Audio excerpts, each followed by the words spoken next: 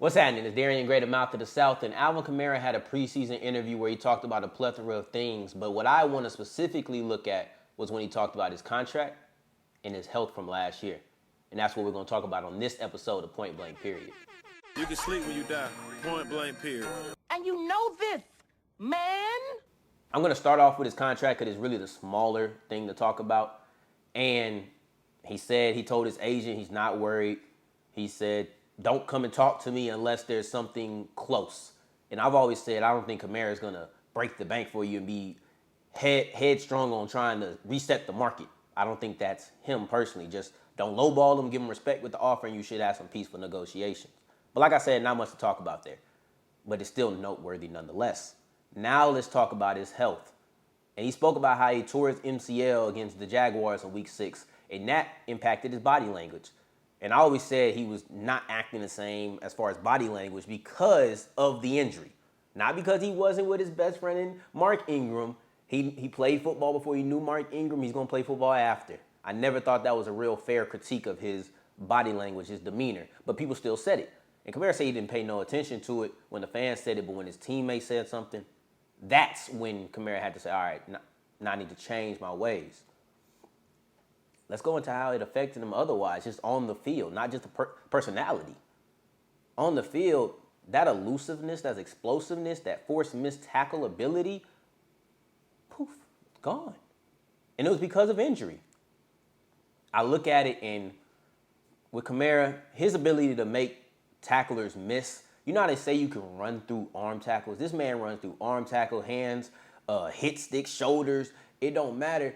He just has this uncanny ability to not go down. It's incredible the amount of balance that he has on the field. And it's showcased in one of my favorite plays by him where it's him, defensive tackle, Shaq Thompson, and Luke Kuechly's trailing. And Shaq Thompson hits him with a hit stick, and the defensive tackle is at Kamara's legs. And Kamara just leans back and comes right back up. You think that he's about to get knocked and no way he's going to score a touchdown. It's almost like when we were kids and we had those blow-up punching bags when you would hit them and it would go down and it would come right back up. That's how Kamara did, except he never hit the ground.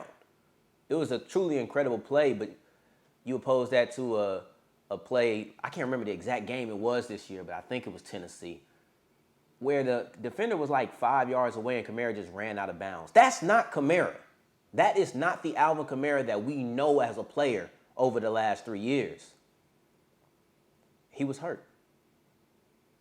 He missed 2 games for a reason, and we may not know the extent of the injury, but now we know it was a torn ACL for the last 11 weeks, or 11 games rather, of the season. So I look at it and I say, Kamara had 1,300 yards last year on a bum knee, which is a decent year. Before the injury, you see his ball carrier vision was much improved, in my opinion. I think he was a better runner. He averaged more yards per carry than he did the year before. He was still a volume catcher, had 81 catches, the same as his first year and his second year. But he didn't have that yards per catch. And that's mostly because of the injury. You look at a game, he had big games against the Texans and Seahawks before he got injured. You look at this Seahawks game, this guy should have Alvin Kamara dead to rights. Hit him with a little juke move, in with the Andres Pete block. That guy should have tackled Kamara. Then Kamara hits him with a peekaboo. He runs off, and it's like, wow, how did you get out of that? That whole Seahawks game was a clinic in balance and broken tackles, and I could go on for a whole nother video about that, but I won't. But look at this play against Shaquem Griffin. It's like, Shaquem, bro, why you got to stretch out my shirt, though? Why you got to stretch out the shirt? You could have just missed the tackle. You knew you wasn't going to tackle him. I thought he was going to score on this play, too. Do you look at games like the Texans?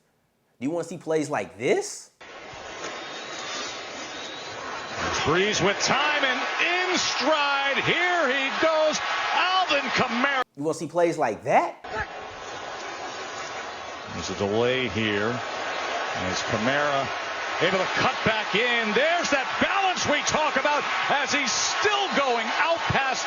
Either way, you see Kamara improved as a runner, as a tackler, but you also, not as a tackler, as a receiver. And overall, it was just gone after the injury. So if Kamara can stay healthy and go back to how he was, forcing people to miss, it's time to go ahead and look. Bring out the shades, bring out the airheads, Because Kamara going to be deadly in 2020. Point blank, period.